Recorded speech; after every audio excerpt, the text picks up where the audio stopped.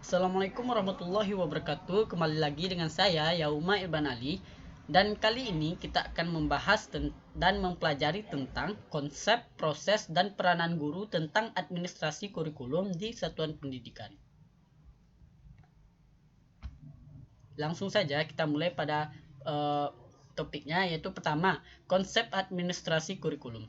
Administrasi kurikulum merupakan seluruh proses kegiatan yang direncanakan dan diusahakan secara sengaja dan sungguh-sungguh serta pembinaan yang kontinu terhadap situasi belajar mengajar secara efektif dan efisien demi membantu tercapainya tujuan pendidikan yang telah ditetapkan.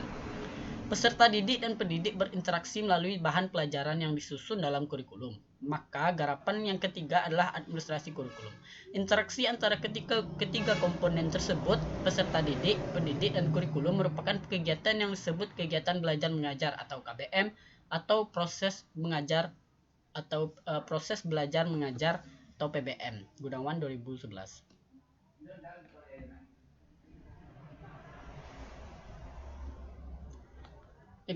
Topik yang kedua yaitu proses administrasi kurikulum di satuan pendidikan. Ada beberapa proses administrasi kurikulum sebagai berikut. Yaitu, pertama yaitu perencanaan. Perencanaan kurikulum sebagian besar dilaksanakan dan ditentukan oleh Departemen Pendidikan Nasional di tingkat pusat. Perencanaan kurikulum yang dilakukan oleh Departemen Pendidikan Nasional di tingkat pusat meliputi hal-hal berikut: penyusunan program dan pengembangan kurikulum, dan penyusunan pedoman teknis pelaksanaan kurikulum. Kedua yaitu pelaksanaan. Kegiatan-kegiatan yang dilakukan guru atau tenaga kerja pendidikan dalam pelaksanaan kurikulum di suatu instansi atau sekolah.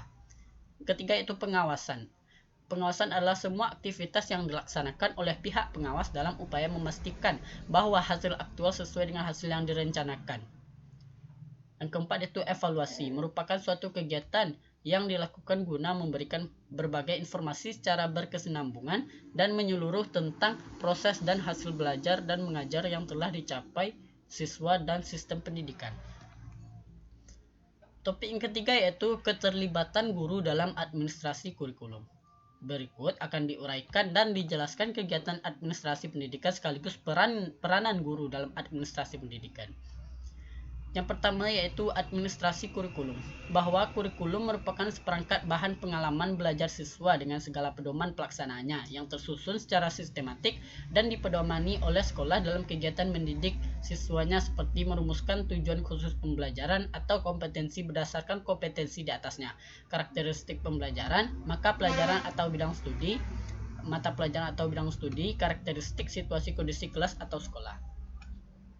Yang kedua, peranan guru yaitu administrasi kesiswaan, bahwa administrasi kesiswaan merupakan proses pengurusan segala hal yang berkaitan dengan siswa di suatu sekolah, dimulai dari perencanaan penerimaan siswa, pembinaan selama siswa di sekolah, sampai dengan siswa yang menamatkan pendidikan melalui penciptaan suasana yang kondusif terhadap berlangsungnya proses belajar mengajar yang efektif.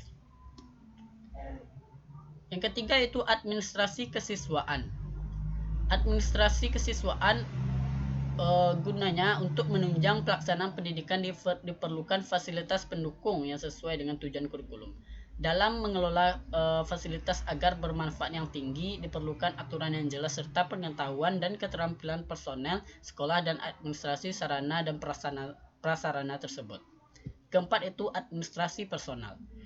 Administrasi personal pendidikan adalah golongan petugas yang membidangi kegiatan edukatif dan yang membidangi kegiatan non-edukatif atau ketatausahaan. Personel bidang edukatif akan mereka yang bertanggung jawab dalam kegiatan belajar mengajar, yaitu guru atau dan konselor atau BK.